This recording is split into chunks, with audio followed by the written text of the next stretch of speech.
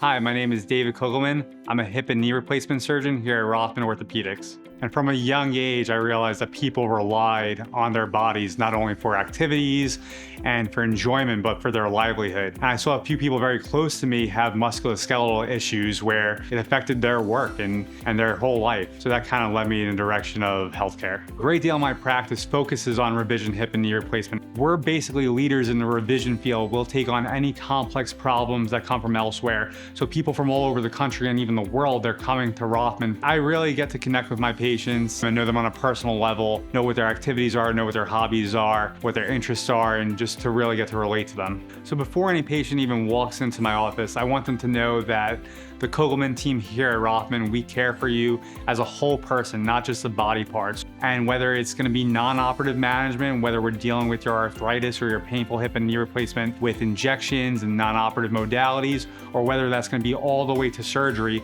we're here for you every step of the way. You have my number, you can call me at any time to answer questions. We really treat you as one of our family members would be treated. I'm lucky that I work with great staff. I have great first assistants, PAs, nurse practitioners.